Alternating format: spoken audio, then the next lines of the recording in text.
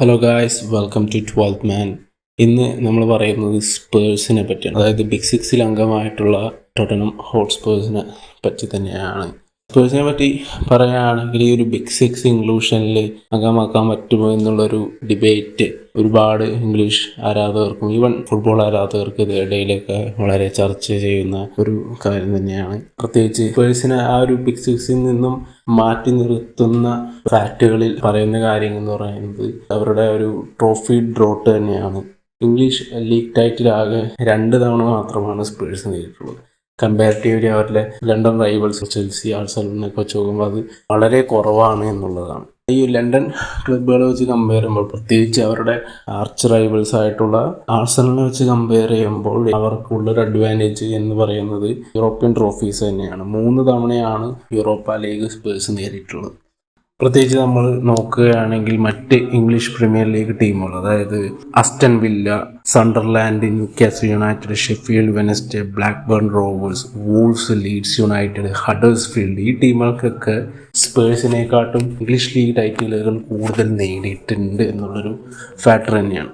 മറ്റു ട്രോഫികൾ എടുത്ത് നോക്കുകയാണെങ്കിൽ FA കപ്പ് അവർ 8 തവണ നേടിയിട്ടുണ്ട്, ലീഗ് കപ്പ് അവർ 4 തവണ നേടിയിട്ടുണ്ട്, അതുപോലെ തന്നെ കമ്മ്യൂണിറ്റി ഷീൽഡ് അവർ 7 തവണയും നേടിയിട്ടുണ്ട്. എന്നിരുന്നാൽ കൂടിയും സ്പേഴ്സ് ഫുട്ബോളിൽ ഒരുപാട് ലെജൻസിനെ സമ്മാനിച്ചിട്ടുള്ളൊരു ക്ലബ്ബ് കൂടിയാണ്. പ്രത്യേകിച്ച് പേരുകൾ മെൻഷൻ ചെയ്യുകയാണെങ്കിൽ Ledley King, Jimmy Greaves, Paul Gascoigne, Danny Blanchflower, Steve Perryman. അതുപോലെ തന്നെ അവർ അവസാനമായിട്ട് പ്രീമിയർ ലീഗ് നേടിയത് ഞാൻ പറഞ്ഞു 2 തവണയാണ് അവർ നേടിയത്. അതിൽ 1961 അവർ അവസാനമായിട്ട് പ്രീമിയർ ലീഗ് നേടുന്നത്. ഈ 2 ലീഗ് ടൈറ്റിൽസും അവരുടെ വരുന്നത് ഏതാണ്ട് 2ാം ലോക മഹായുദ്ധമൊക്കെ നടക്കുന്ന ഒരു സമയത്തൊക്കെ തന്നെയാണ്. അത് പല രീതിയിലും ആളുകൾ മീമായിട്ട് യൂസ് ചെയ്യുന്നത് നമ്മൾ കാണാറുണ്ട്. എന്നിരുന്നാൽ കൂടിയും ആ ഒരു 1961 അവർ ഇംഗ്ലീഷ് ലീഗ് ടൈറ്റിൽ മാത്രമല്ല നേടിയത്, ആ ടൈമിൽ അവർ FA കപ്പ് നേടിയത്. അങ്ങനെ ഒരു ഡബിൾ, ആ സ്പേഴ്സിൻ്റെ ആ ഒരു ഡബിൾ വളരെ ഫേമസ് ആയിട്ടുള്ളൊരു ഡബിളാണ്. 2007-8 സീസണിൽ അവസാനമായിട്ട് ആ ഒരു കരബാവ് കപ്പ് ചെൽസിനെ തോൽപ്പിച്ചുകൊണ്ട് ഒരു കരബാവ് കപ്പ് നേടുന്ന ആ ഒരു ടൈമിന് ശേഷം പിന്നീട് 17 കൊല്ലത്തേക്ക് ആ ഒരു ട്രോഫി ഒന്നും നേടിയിരുന്നില്ല. എന്നിരുന്നാൽ കൂടിയും ഈ ഒരു ടൈമിൽ അവർ ചാമ്പ്യൻസ് ലീഗ് ഫുട്ബോൾ നിരന്തരമായിട്ട് കളിക്കുന്നുണ്ടായിരുന്നു. അതായത് ടോപ്പ് 4 അംബീഷൻ വളരെയധികം ഉണ്ടായിരുന്നൊരു ക്ലബ്ബാണ് സ്പേഴ്സ്. ഇന്ന് നമ്മൾ നോക്കുകയാണെങ്കിൽ ലിവർപൂൾ പല സീസണുകളിലും നമ്മൾ ചാമ്പ്യൻസ് ലീഗിൽ കാണാത്ത സിറ്റുവേഷൻ കാണാറുണ്ട്. യുണൈറ്റഡ് പല സീസണിലും നമ്മൾ ചാമ്പ്യൻസ് ലീഗ് കാണാത്തൊരു സിറ്റുവേഷൻ കാണാറുണ്ട്. ചെൽസി ചില സീസണുകളിൽ ഉണ്ടാവാറില്ല. ആർസണൽ നമുക്കറിയാം, ഒരു 6 കൊല്ലത്തിനൊക്കെ ശേഷം അവർ ചാമ്പ്യൻസ് ലീഗിലേക്ക് തിരിച്ചു വരുന്നതൊക്കെയാണ് നമ്മൾ കണ്ടത്. ഈ ഒരു ടൈമിലൊക്കെ തന്നെ ആർസണലും FA കപ്പൊക്കെ അടിക്കുന്നുണ്ടായിരുന്നു, യുണൈറ്റഡ് അവിടെ ഇവിടെയും ട്രോഫി അടിക്കുന്നുണ്ടായിരുന്നു, ലിവർപൂൾ ലീഗ് ടൈറ്റിൽ അടിക്കുന്നുണ്ടായിരുന്നു, ചാമ്പ്യൻസ് ലീഗ് അടിക്കുന്നുണ്ടായിരുന്നു. അപ്പോൾ ഈ ഒരു സമയത്തൊക്കെ സ്പേഴ്സ് സ്ഥിരമായിട്ട് ചാമ്പ്യൻസ് ലീഗ് കളിക്കുന്നുണ്ടായിരുന്നു. ട്രോഫി അടിക്കുന്നില്ലെങ്കിലും വളരെയധികം ടോപ്പ് 4 അംബീഷനുള്ളൊരു ടീമായിരുന്നു സ്പേഴ്സ്. സ്ഥിരമായിട്ട് ചാമ്പ്യൻസ് ലീഗ് കളിക്കുന്നതുകൊണ്ട് തന്നെ അവർക്ക് ചാമ്പ്യൻസ് ലീഗ് മണി ഒരുപാട് അവർ ഗെയിൻ ചെയ്തു. അപ്പോൾ ഡാനിയൽ ലെവിയുടെ വൺ ഓഫ് ദ ടാർഗറ്റ് ആയിരുന്നു ആ ഒരു ചാമ്പ്യൻസ് ലീഗ് മണി എന്ന് പറയുന്നത്. ഞാൻ ഈ റെക്കോർഡ് ചെയ്യുന്നൊരു സമയത്ത് അവർ 16ാം സ്ഥാനത്താണ് ഇരിക്കുന്നതെങ്കിലും കഴിഞ്ഞ സീസണിനെക്കാട്ടും വേഴ്സ്റ്റ് ഒരു സിനാരിയോയിലൂടെയാണ് അവർ കടന്നു പോയിക്കൊണ്ടിരിക്കുന്നത്. കാരണം റെലഗേഷനിൽ 18ാം സ്ഥാനത്തിരിക്കുന്ന വെസ്റ്റ് ഹാം യുണൈറ്റഡായിട്ട് വെറും 1 പോയിന്റിൻ്റെ വ്യത്യാസത്തിൽ ഗ്യാപ്പ് മാത്രമേ ഉള്ളൂ എന്നുള്ളതാണ്. ശരിക്കും പറഞ്ഞാൽ റെലഗേഷൻ നല്ലൊരു സാധ്യത സ്പേഴ്സിനുണ്ട്. കഴിഞ്ഞ സീസൺ പോലെയല്ല ഈ ഒരു സീസണിലൊക്കെ വരുമ്പോൾ നല്ലൊരു സാധ്യത റെലഗേറ്റ് ആവാനുണ്ട് എന്നുള്ളതാണ്. പ്രത്യേകിച്ച് അവരുടെ ഇഞ്ചുറി കൺസേൺസും അതുപോലെ തന്നെ ഡ്രസ്സിംഗ് റൂം കോംപ്ലക്സുകൾ ഒരുപാട് നമ്മളിപ്പോൾ ന്യൂസുകളിൽ കാണുന്നുണ്ട്. അപ്പോൾ അതെല്ലാം എന്തായാലും ഞാൻ ഈ ഒരു വീഡിയോയിൽ പറയാം. അതൊക്കെ വെച്ച് നോക്കുമ്പോൾ റെലഗേറ്റ് ആവാനുള്ള സാധ്യതകൾ വളരെ കൂടുതലാണ് എന്നുള്ളതാണ്. അതുപോലെ തന്നെ അവരുടെ വില്ല സ്ട്രീക്കുകൾ, ഇപ്പോൾ എന്തായാലും വൂൾസും ബേൺലിയൊക്കെ ഏതാണ്ടൊക്കെ അവർ റെലഗേറ്റ് ആവും എന്നുള്ള കാര്യത്തിൽ ഉറപ്പാണ്. കാരണം വൂൾസ് പ്രീമിയർ ലീഗിൽ തന്നെ one of the worst relegation side എന്ന പോലെയാണ് അവർ കളിച്ചുകൊണ്ടിരിക്കുന്നത്. ബേൺലിയും അത്രയും മോശമായിട്ട് തന്നെയാണ് പോയിക്കൊണ്ടിരിക്കുന്നത്. അപ്പോൾ West Ham United, Nottingham, Leeds, Spurs, ഈ 4 ടീമുകളുടെ ഏത് ടീം റെലഗേറ്റ് ആവുമെന്നുള്ള ചോദ്യമാണ് ഇപ്പോൾ നിലവിൽ ആ ഒരു റെലഗേഷൻ ബാറ്റിൽ. ലീഡ്സ് യുണൈറ്റഡ് നമുക്കറിയാം, അവർ ഹോമിൽ നന്നായിട്ട് കളിക്കുന്നൊരു ടീമാണ്. അവരെല്ലാം റോഡിൽ പോയി തോൽപ്പിക്കുക എന്നുള്ളത് അത്രയും എളുപ്പമില്ല. അപ്പോൾ ഹോമിൽ അവർ ഒരുപാട് പോയിന്റുകൾ നേടാനുള്ള സാധ്യതയുണ്ട്. ഡൗട്ട് എന്ന് പറയുന്നത് ഫോറസ്റ്റും വെസ്റ്റ് ഹാം യുണൈറ്റഡും സ്പേഴ്സ് കാര്യത്തിലാണ്. ചിലപ്പോൾ ഒരുപക്ഷെ ലീഡ്സും റെലഗേറ്റ് ആയേക്കാം. എന്തായാലും നമുക്ക് കാര്യത്തിലോട്ട് വരാം. ഒരിടയ്ക്ക് ചാമ്പ്യൻസ് ലീഗ് ഫൈനൽ വരെ കളിച്ചൊരു ടീം, അതിലെങ്കിൽ ചാമ്പ്യൻസ് ലീഗിൽ ഒരുപാട് അയാക്സ് ഒക്കെ ആയിട്ടുള്ള ഒരു സെമി ഫൈനലൊക്കെ ഓർക്കുന്നവർക്ക് മനസ്സിലാവും. ആ ഒരു സീസണിൽ 18-19 ചാമ്പ്യൻസ് ലീഗ് സീസണിൽ ഏറ്റവും എൻ്റർടൈൻമെൻ്റ് ആയിട്ട് കളിച്ചൊരു ടീമുകളിൽ ഒന്നാണ് സ്പേഴ്സ് എന്ന് പറയുന്നത്. അയാക്സ് ആളുകൾ അണ്ടർഡോഗ്സ് ആയിട്ട് പറയുന്നതിനും ഏറ്റവും കൂടുതൽ എൻ്റർടൈൻമെൻ്റ് ആയിട്ടൊരു ഫാക്ടർ തോന്നി സ്പേഴ്സാണ്. കാരണം സിറ്റീനെ തോൽപ്പിച്ചുകൊണ്ട് ആ ഒരു മത്സരം, ആക്സിനെതിരെയുള്ള ഒരു മത്സരം, ഇപ്പോൾ ലുക്കാസ് മോറയുടെ ഒക്കെ ആ ഒരു ഗോളുകളൊക്കെ എടുത്തു നോക്കുകയാണെങ്കിൽ ഇന്നും പല ആളുകളും വീണ്ടും റിവൈൻഡ് ചെയ്ത്, ഈവൻ സ്പേഴ്സ് ആരാധകരല്ലെങ്കിൽ പോലും ന്യൂട്രൽ ആരാധകരും ഈവൻ റിവൈൻഡ് ചെയ്ത് കാണുന്ന ഒരു സീസണാണ്.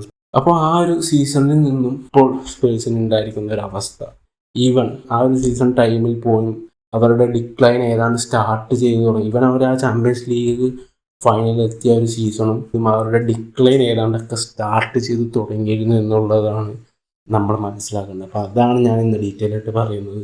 അപ്പോൾ എങ്ങനെയാണ് ലോകത്ത് തന്നെ 9ാമത്തെ റിച്ചസ്റ്റ് ക്ലബ്ബായിട്ടുള്ള സ്പേഴ്സിന് ഈ ഒരു സിറ്റുവേഷൻ വരുന്നത്? പ്രീമിയർ ലീഗിൽ 12 കളിയായിട്ട് അവർ വിൻലെസ് ആയിട്ട് പോയിക്കൊണ്ടിരിക്കുകയാണ്. അതുപോലെ തന്നെ ഈ ഒരു സീസണിൽ 9 മത്സരങ്ങളിൽ 2-ലധികം ഗോളുകൾ കൺസിഡർ ചെയ്തിട്ടുണ്ട്. ഫുട്ബോളിങ് ഐഡൻറ്റിറ്റിയെക്കാട്ടും കൂടുതൽ ഫിനാൻഷ്യൽ ഇൻഫ്രാസ്ട്രക്ചറിന് അവർ പരിഗണന കൊടുത്തപ്പോൾ അതെങ്ങനെ ക്ലബിനെ അഫക്റ്റ് ചെയ്തു, ഇപ്പോഴൊരു റിലേഗേഷൻ ബാറ്റിലിൽ ടിറ്ററിങ് ചെയ്യുന്ന ഒരു സമയത്ത് എങ്ങനെ അത് അഫക്റ്റ് ചെയ്യുന്നു, അതുപോലെ തന്നെ അവരുടെ ഒരു ബില്യൺ പ്രൊജക്റ്റിൻ്റെ മൾട്ടിപർപ്പസ് എന്നൊക്കെ പറയുന്ന ആ ഒരു സ്റ്റേഡിയം ഫാൻസുകൾ കളിയാക്കുന്ന NFL പോലത്തെ അല്ലെങ്കിൽ ഗ്ലാസ് ഡോർ, അതുപോലെ തന്നെ empty സ്റ്റേഡിയം എന്നൊക്കെ പറഞ്ഞ ആളുകൾ ഒരുപാട് മീമുകളൊക്കെ നമ്മൾ ഓൺലൈനിൽ കാണാറുണ്ട്. അപ്പോൾ അവരുടെ ആ സ്റ്റേഡിയം അതെങ്ങനെ അവരുടെ ഈ ഒരു സിറ്റുവേഷനിൽ അഫക്റ്റ് ചെയ്യുന്നു എന്നുള്ളതൊക്കെയാണ് നമ്മൾ ഈ ഒരു വീഡിയോയിൽ ചർച്ച ചെയ്യുന്നത്.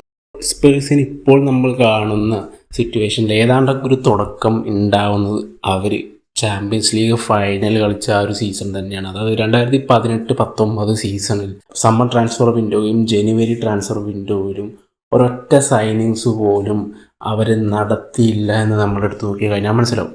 അപ്പോൾ അത് പ്രീമിയർ ലീഗിൻ്റെ ഹിസ്റ്ററിയിൽ തന്നെ ആദ്യമായിട്ടാണ് ഒരു ടീം 2 ട്രാൻസ്ഫർ വിൻഡോയിലായിട്ട് ഒരൊറ്റ ഒരു പ്ലെയറിനെ പോലും സൈൻ ചെയ്യാത്തത്. ഇതിനൊരു കാരണം പറയുന്നത് അവരുടെ ഒരു സ്റ്റേഡിയം പ്രൊജക്റ്റ് തന്നെയാണ്. 1.2 ബില്യൺ അവരുടെ ഒരു സ്റ്റേഡിയം പ്രൊജക്റ്റാണ് ഇതിന് കാരണമാവുന്നത്. ഈ ഒരു 1.2 ബില്യൺ പ്രൊജക്റ്റിൻ്റെ ഒരു സ്റ്റേഡിയം പണിയുന്ന സമയത്ത് ആ സീസണിൽ അത് പണിയുന്നത് കൊണ്ട് തന്നെ അവർ തന്നെ ഒരു സെൽഫ് സസ്റ്റെയിനിങ് മോഡലിലേക്ക് പോവുകയായിരുന്നു ചെയ്തത്. പൊച്ചറ്റീനോ അത്യാവശ്യം ടീമിന് ഇമ്പ്രൂവ് ആയി വരുന്ന ഒരു ടൈം ആയിരുന്നു. പറയാം, ചാമ്പ്യൻസ് ലീഗ് നിരന്തരമായിട്ട് കളിക്കുന്ന ടീം അത്യാവശ്യം നല്ല രീതിയിൽ ഇമ്പ്രൂവ് ആയിട്ട് വരുന്ന ഒരു ടൈം ആയിരുന്നു. പൊച്ചേനെ സപ്പോർട്ട് ചെയ്യാതെ ഒരു പ്ലെയറിനെ പോലും മേടിച്ചു കൊടുക്കാത്തൊരു സിറ്റുവേഷൻ വരികയും എല്ലാ ഫണ്ടും അവരുടെ പ്ലേയേഴ്സിൻ്റെ സൈനിങ് ഫണ്ട് പോലും സ്റ്റേഡിയത്തിലേക്ക് വേണ്ടി മാറ്റിവയ്ക്കുന്നതാണ് നമ്മൾ കാണുന്നത്. അപ്പോൾ ഇത് തന്നെയാണ് സ്പേഴ്സിൻ്റെ ഇപ്പോൾ നമ്മൾ കാണുന്ന ഡൗൺഫോളിൻ്റെ ഒരു തുടക്കം എന്ന് പറയുന്നത്. ആ ഒരു സ്റ്റേഡിയം ഡിസിഷൻ നല്ല രീതിയിൽ സ്പേഴ്സിനെ അഫക്റ്റ് ചെയ്തിട്ടുണ്ട് എന്നുള്ളതാണ്.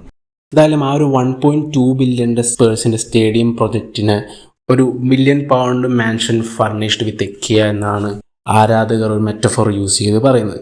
ഈ 1.2 ബില്യൻ്റെ ഒരു സ്റ്റേഡിയം പ്രൊജക്റ്റിൽ 800 മില്യൺ മാത്രമാണ് ലോങ് ടേം ഡെറ്റിലേക്ക് മാറുന്നുള്ളവർ പിന്നീട് പയ്യെ അടയ്ക്കുന്ന ഒരു ഡെറ്റായിട്ട് മാറുന്നുള്ളൂ. ബാക്കി 400 മില്യൺ അവർ ക്ലബിൻ്റെ ഓൺ മണിയിൽ അല്ലെങ്കിൽ ഓൺ ക്യാഷ് ഫ്ലോയിൽ നിന്നും എടുക്കുന്നൊരു സിറ്റുവേഷനാണ് ആ ഒരു ടൈമിൽ ഉണ്ടായത്. അത് സ്പേഴ്സിൻ്റെ ഇൻകമിങ് ട്രാൻസ്ഫേഴ്സിനെ ഫ്രോസ് ചെയ്യുന്നൊരു സിറ്റുവേഷൻ ഉണ്ടായിരുന്നു എന്നുള്ളതാണ് ആ ഒരു ടൈം.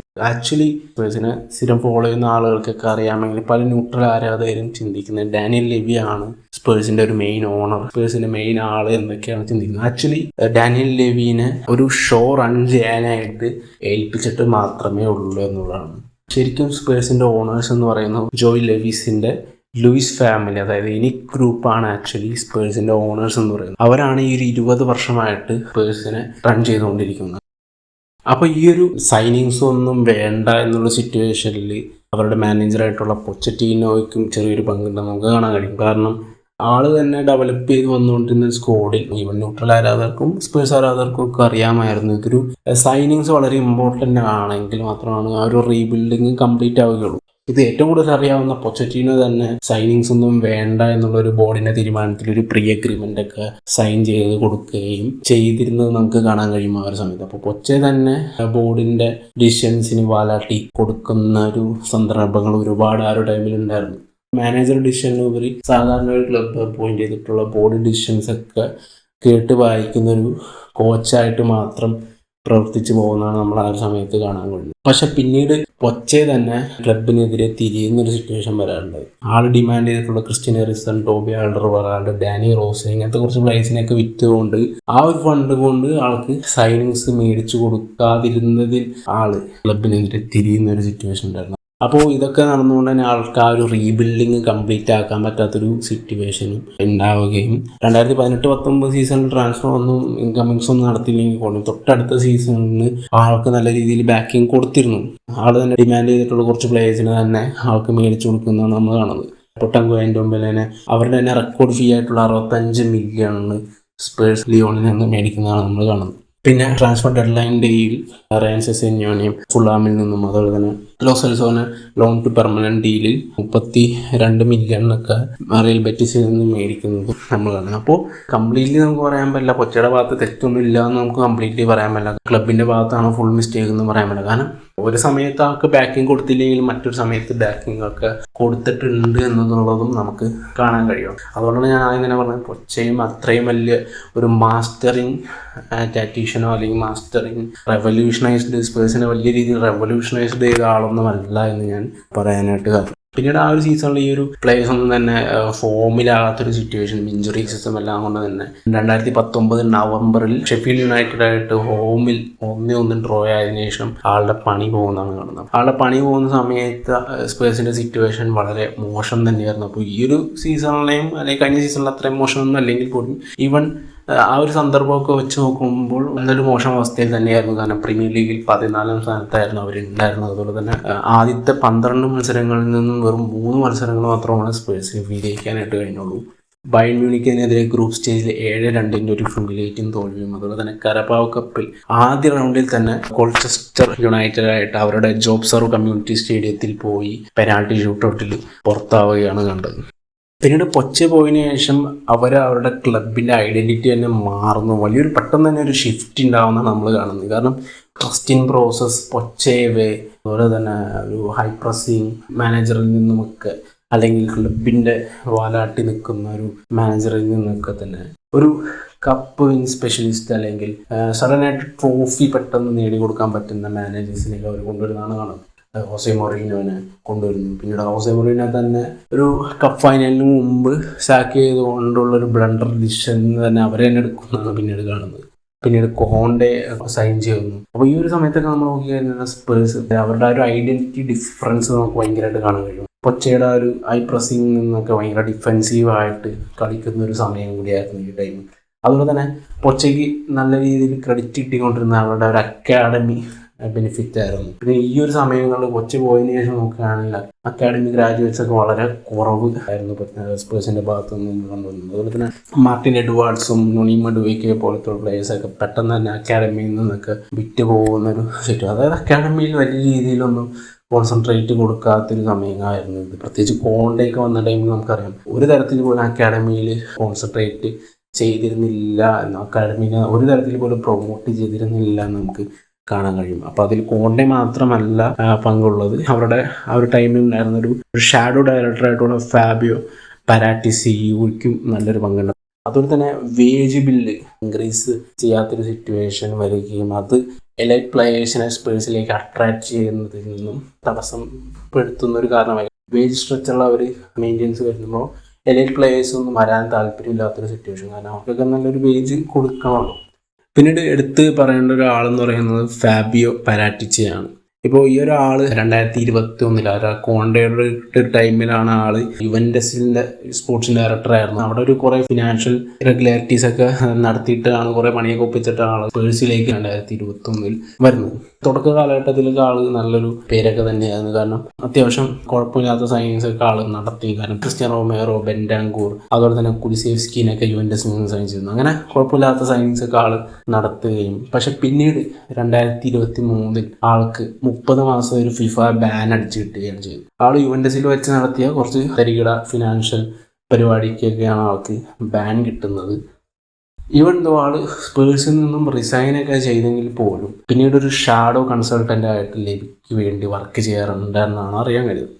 ഫാൻസിന് തന്നെ അറിയാൻ പറ്റാത്തൊരു സിറ്റുവേഷൻ. ആരാണ് ശരിക്കും റിക്രൂട്ട്മെന്റ് പ്രോസസ്സിങ് നടത്തുന്നത് എന്നുള്ളൊരു കൺഫ്യൂഷൻ ഉണ്ടാവുകയും, ഇപ്പോൾ ജോഹാൻ ലാൻജിയാണോ അല്ലെങ്കിൽ പരാറ്റിച്ചാണോ അല്ലെങ്കിൽ ലിവിയാണോ, ആരാണ് ശരിക്കും പറഞ്ഞാൽ റിക്രൂട്ട്മെന്റ് നടത്തുന്നത് എന്നുള്ളൊരു വലിയൊരു കൺഫ്യൂഷൻ റിക്രൂട്ട്മെന്റ് ഡിപ്പാർട്ട്മെന്റിൽ ആൾ കൊണ്ടുവരികയാണ് ചെയ്തത്. അപ്പോൾ ആ സമയത്താണ് ഓസ്ട്രേലിയയിൽ ഒരുപാട് ട്രോഫികളൊക്കെ നേടിയിട്ടുള്ള ആൻജെ പോസ്റ്റോകോഗ്ലുവിനെ സ്പേഴ്സ് ഇങ്ങോട്ട് കൊണ്ടുവരുന്നത്. പുള്ളി വന്നതിന് ശേഷം ട്രോഫിയൊക്കെ നേടിയിട്ടുണ്ടെങ്കിൽ പോലും പുള്ളിയുടെ ആ ഒരു ലാസ്റ്റ് സീസൺ 1977 അവർ റെലഗേറ്റ് ആയതിനു ശേഷം ഉള്ള അവരുടെ ഏറ്റവും മോശം സീസൺ തന്നെയായിരുന്നു. 22 മത്സരങ്ങളാണ് അവർ ലീഗിൽ ആ ഒരു സീസണിൽ അവർ തോറ്റത്. അത് റെലഗേറ്റ് ആവാത്ത ടീമുകൾ ഏറ്റവും കൂടുതൽ മത്സരങ്ങൾ തോക്കുന്ന ഒരു റെക്കോർഡ് ഉള്ള ടീമായിട്ട് സ്പേഴ്സ് മാറുകയാണ് ചെയ്തത്.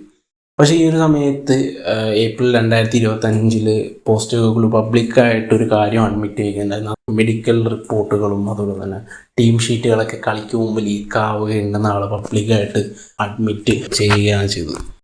അങ്ങനെ ആ ഒരു മോശം സീസണിന് ശേഷം ഡാനിയൽ ലെവി തൻ്റെ 25 വർഷത്തെ എക്സിക്യൂട്ടീവ് ചെയർമാൻ റോളിൽ നിന്നും സ്റ്റെപ്പ് ഡൗൺ ചെയ്യുന്നതാണ് കാണാൻ കഴിയുന്നത്. ആക്ച്വലി ലെവി ഒരു ലൈഫ് ലോങ് ലണ്ടനർ അല്ലെങ്കിൽ ഒരു സ്പേഴ്സ് ആരാധകനൊക്കെ ആണെങ്കിൽ കൂടിയും ഈ ഒരു 25 വർഷ കാലഘട്ടം നോക്കുകയാണെങ്കിൽ വലിയ രീതിയിൽ വിശേഷിപ്പിക്കുന്ന ആളുടെ സസ്റ്റൈനബിൾ മോഡൽ ആക്ച്വലി ഒരു ഫിനാൻഷ്യൽ ക്രൈസിസ് ആണ് എന്ന് നമുക്ക് മനസ്സിലാവും. കാരണം ഭയങ്കര മോശം രീതിയിലാണ് ആള് ക്ലബിനെ കൊണ്ടുപോയിട്ടുള്ളത് എന്ന് നമുക്ക് മനസ്സിലാവും. ഈ 2025 സ്പേഴ്സ് ഓണേഴ്സ് ആയിട്ടുള്ള എനി ഗ്രൂപ്പ് ഡാനിയൽ ലെവിക്കെതിരെ ഒരു ഫോറൻസിക് ഓഡിറ്റ് നടക്കുകയും ആ ഒരു ഓഡിറ്റിൽ നിന്ന് മനസ്സിലാക്കി ആളുകളുടെ റിക്രൂട്ട്മെന്റ് പോളിസികളും ക്ലബിനെ കടത്തിലേക്ക് കൊണ്ടുപോയിട്ടുണ്ട് എന്നുള്ളതാണ്. അതുപോലെ തന്നെ കൊമേഴ്ഷ്യലായിട്ട് ടീം വളരെയധികം ഇൻഫ്ലേറ്റഡ് ആയിട്ട് മാറുന്നതാണ് കാണാൻ കഴിയുന്നത്. കാരണം നമുക്ക് ആ ഒരു സ്റ്റേഡിയത്തിലൊക്കെ ഒരു കളി കാണണമെങ്കിൽ തന്നെ മറ്റ് സ്റ്റേഡിയങ്ങളൊക്കെ വെച്ച് കമ്പയർ ചെയ്യുമ്പോൾ ഭയങ്കര ടിക്കറ്റിംഗ് പ്രൈസ് ആണ് എന്നുള്ളതാണ്.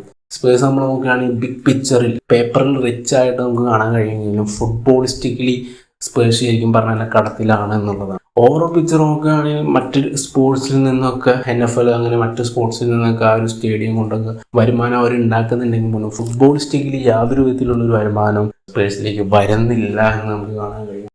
ഈവൻ ഡാനിയൽ ലെവി തൻ്റെ ചെയർമാൻ റോളിൽ നിന്നൊക്കെ സ്റ്റെപ്പ് ഡൗൺ ചെയ്തെങ്കിൽ കൂടിയും ഇപ്പോഴും ആൾക്ക് സ്പേഴ്സിൽ ഒരു 29% ഷെയർ ഉണ്ട് എന്നുള്ളതാണ്. ഇപ്പോൾ നിലവിൽ സ്പേഴ്സിൻ്റെ നോൺ എക്സിക്യൂട്ടീവ് ചെയർമാനായിട്ട് വർക്ക് ചെയ്യുന്നത് പീറ്റർ ചാരിൽട്ടൺ ആണ്. സ്പേഴ്സിൻ്റെ തന്നെ ഹിസ്റ്ററിയിലെ ഏറ്റവും മോശം സീസണിന് ശേഷം ആൻജയെ സാക്ക് ചെയ്തതിന് ശേഷം തോമസ് ഫ്രാങ്കിനെ അപ്പോയിന്റ് ചെയ്തുകൊണ്ടാണ് ഈ ഒരു സീസൺ തുടങ്ങിയത്. നമുക്കറിയാം എത്രത്തോളം മോശമാണ് ആ ഡിസിഷൻ പോയതെന്ന് നമുക്ക് മനസ്സിലാവും. അപ്പോൾ നിലവിൽ സ്പേഴ്സിനെ മാനേജ് ചെയ്തുകൊണ്ടിരിക്കുന്നത് ക്രൊയേഷ്യൻകാരനായിട്ടുള്ള ഇഗോർ ട്യൂട്ടറാണ്. അതുകൊണ്ട് 3-4-2-1 അഗ്രസീവ് ടാറ്റിക്സ് ഒക്കെ ഫോളോ ചെയ്യുന്ന ഒരാളാണ്. ആളുടെ ആദ്യത്തെ 4 മത്സരത്തിൽ സ്പേഴ്സ് തോക്കുകയും അതുപോലെ തന്നെ ആദ്യത്തെ 5 മത്സരങ്ങളിൽ ജയിക്കാതെ പോകുന്നൊരു സിറ്റുവേഷനാണ് ഉണ്ടായത് എന്നുള്ളതാണ്. അപ്പോൾ അതിൽ അത്ലറ്റിക്കോ മാഡ്രിഡ് ആയിട്ടുള്ള ഒരു ഫസ്റ്റ് ലെഗ് മത്സരത്തിൽ സ്റ്റഡി മെട്രോപൊളിറ്റാനോയിൽ നടന്ന ഒരു മത്സരത്തിൽ ഭയങ്കര ഫണ്ണി ആയിട്ടുള്ളൊരു ഇൻസിഡൻറ്റ് ഉണ്ടാവുകയും അതായത് ചെക്ക് ഗോൾ കീപ്പറായിട്ടുള്ള ആൻ്റണി കിൻസ്കിനെ 16ാമത്തെ മിനിറ്റിൽ സബ്സ്റ്റിറ്റ്യൂട്ട് ചെയ്തുകൊണ്ട് ഒരു മോക്കിംഗ് സിറ്റുവേഷൻ ആൾ ക്രിയേറ്റ് ചെയ്യുകയും ഡ്രസ്സിംഗ് റൂമിൽ അത് വലിയൊരു റിവോൾട്ടിലേക്ക് പോകുന്നതാണ് കാണാൻ കഴിയുന്നത്. അപ്പോൾ കിൻസ്കി ആ ഒരു മത്സരത്തിൽ 14ാമത്തെ മിനിറ്റിൽ ഉള്ളിൽ തന്നെ 3 ഗോളുകൾ കൺസീഡ് ചെയ്യുകയും അതിൽ 2 ഗോൾ ആളുടെ മിസ്റ്റേക്കിൽ നിന്ന് വരികയാണ് ചെയ്തത്. അങ്ങനെ ആളുടെ കീഴിൽ സ്പേഴ്സ് ആദ്യമായിട്ടൊരു മത്സരം ജയിക്കുന്നത് ഇപ്പോൾ കഴിഞ്ഞ സെക്കൻഡ് ലെഗിൽ അത്ലറ്റിക്കോ മാഡ്രിഡിനെതിരെയാണ്. അത്ലറ്റിക്കോ മാഡ്രിഡിനെ തോൽപ്പിച്ചുകൊണ്ടാണ്. ഇവന്തോ ആ ഒരു കളി ജയിച്ചെങ്കിൽ പോലും അഗ്രിഗേറ്റ് 7-5 എന്നുള്ള സ്കോർ ലൈൻ സ്പേഴ്സ് ചാമ്പ്യൻസ് ലീഗിൽ നിന്നും നോക്കൗട്ട് ആവുകയാണ് ചെയ്തത്. സ്പേഴ്സ് ഇപ്പോൾ ഒരു കോമ്പറ്റീഷനിലും ആക്റ്റീവായിട്ടില്ല എന്നുള്ളതാണ്. ഓൾറെഡി എല്ലാ കോമ്പറ്റീഷനിൽ അവർ ഔട്ടായി. പ്രീമിയർ ലീഗിൽ അവർ റെലഗേറ്റ് ആവുമോ എന്നുള്ളൊരു വലിയ ചോദ്യം. തീർച്ചയായിട്ടും നല്ലൊരു സാധ്യതയുണ്ട്. ഞാൻ നേരത്തെ പറഞ്ഞ പോലെ തന്നെ മറ്റ് ടീമുകളൊക്കെ വെച്ച് കമ്പയർ ചെയ്യുമ്പോൾ സ്പേഴ്സിന് നല്ലൊരു സാധ്യത ഈ സീസണിൽ റെലഗേറ്റ് ആവാനുണ്ട് എന്നുള്ളതാണ്.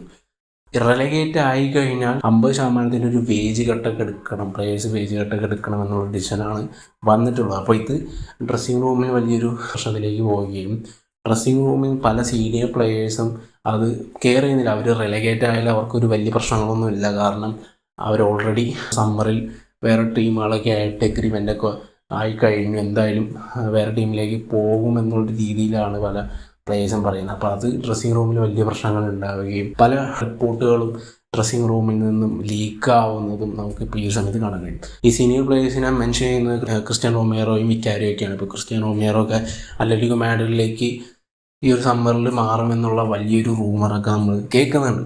നമ്മൾ സ്പേഴ്സിൻ്റെ ഒരുപാട് ഇന്റേണലും എക്സ്റ്റേണലായിട്ടുള്ള ഒരുപാട് പ്രശ്നങ്ങൾ കവർ ചെയ്തു. അവരുടെ ആക്ച്വലി ആ ഒരു ചാമ്പ്യൻസ് ലീഗ് ഫൈനലിൽ അവർ കളിച്ച സീസണിൽ നിന്ന് തൊട്ട് അവരുടെ പ്രോബ്ലംസ് തുടങ്ങുകയും സ്റ്റേഡിയം ഡിസിഷൻസ് എങ്ങനെ അവർ അഫക്റ്റ് ചെയ്തു എന്നുള്ളതും. അപ്പോൾ ഇതല്ലാണ്ട് എടുത്തു പറയേണ്ടത് മറ്റൊരു കാര്യം അവരുടെ മെഡിക്കൽ പ്രശ്നം തന്നെയാണ്. ഫാൻസൊക്കെ പറയുന്ന ഒരു കാര്യം എന്ന് പറഞ്ഞാൽ ജിയോഫ് സ്കോട്ടിൻ്റെ ഒരു കാര്യമാണ്. അപ്പോൾ ജിയോഫ് സ്കോട്ട് 20 വർഷമായിട്ട് സ്പേഴ്സിൽ വർക്ക് ചെയ്തുകൊണ്ടിരുന്ന ഒരാളാണ്. മൊറീനോയും കോണ്ടയും പൊച്ചയൊക്കെ നല്ല രീതിയിൽ റെസ്പെക്റ്റ് ചെയ്തിരുന്ന ഒരാളാണ്. നമുക്കറിയാം ഈ ഒരു സീസണിൽ അവർക്ക് ഒരുപാട് ഇഞ്ചുറി ക്രൈസിസ് ഉണ്ട്. അപ്പോൾ ആൾ പോയത് അത് നല്ല രീതിയിൽ അഫക്റ്റ് ചെയ്തിട്ടുണ്ട് എന്നുള്ളതാണ് അവിടെയാണ് പറയുന്നത്. ഇതൊക്കെയാണ് ഇപ്പോൾ സ്പേഴ്സിനെ പറ്റി പറയാനുള്ളത്. അവരവസാനമായിട്ട് റെലഗേറ്റ് ആയത് 1977 എന്തായാലും ഒരു റെലഗേറ്റ് ആവില്ല എന്നുള്ളത് നമുക്ക് എന്തായാലും കണ്ടു കഴിഞ്ഞാൽ അറിയാം. നിലവിൽ അവർക്ക് വേറെ കോമ്പറ്റീഷനൊന്നും ഇല്ല, പ്രീമിയർ ലീഗ് മാത്രം ഫോക്കസ് ചെയ്താൽ മതി. എന്നിരുന്നാൽ കൂടി ഞാൻ പറഞ്ഞ പോലെ തന്നെ അവർക്ക് കോമ്പറ്റ് ചെയ്യാനുള്ള ടീമുകൾ അത്രയും നമുക്ക് റെലഗേറ്റ് ആവുമെന്ന് ഉറപ്പ് പറയാൻ പറ്റുന്ന ടീമുകളൊന്നും തന്നെയല്ല. കാരണം വെസ്റ്റ് ഹാം, നോട്ടിംഗ്ഹാം, ലീഡ്സൊക്കെ തന്നെ അവർക്ക് സർപ്രൈസുകൾ കൊണ്ടുവരാൻ പറ്റുന്ന ടീമുകളാണ് ഇവരൊക്കെ. വെസ്റ്റ് ഹാമൊക്കെ ഏതൊരു ടീമിനെ വേണമെങ്കിലും, നോട്ടിംഗ്ഹാമൊക്കെ ഏതൊരു ടീമിനെ വേണമെങ്കിലും തോൽപ്പിക്കാൻ കെൽപ്പുള്ളൊരു ബിഗ് ടീമുകളെയൊക്കെ തോൽപ്പിക്കാൻ കെൽപ്പുള്ളൊരു ടീമുകളാണ്. പക്ഷേ സ്പേഴ്സ് മറുഭാഗത്താണെങ്കിൽ അവർക്ക് ബിഗ് ടീമുകൾക്കെതിരെ നല്ല റിസൾട്ടുകളൊന്നും ഇല്ല ഈ സീസണിൽ. പിന്നെ ലീഡ്സ് ആണെങ്കിൽ അവരുടെ ഹോം റെക്കോർഡ് നല്ലൊരു ഹോം റെക്കോർഡാണ് അവർക്കുള്ളത്. പക്ഷേ സ്പേഴ്സിനാണെങ്കിൽ ഭയങ്കര ഒരു മോശം ഹോം റെക്കോർഡിലൂടെയാണ് അവർ കടന്നു പോയിക്കൊണ്ടിരിക്കുന്നത്. എന്നിരുന്നാലും കൂടിയും സ്പേഴ്സ് നിൽക്കുമോ ഇല്ലയോ എന്നാലും നമുക്ക് സീസൺ എൻഡിൽ മനസ്സിലാവും. അപ്പോൾ സീ യു സൂൺ ഗൈസ്. മറ്റൊരു വീഡിയോയുമായിട്ട് ഉടനെ തന്നെ വരാം.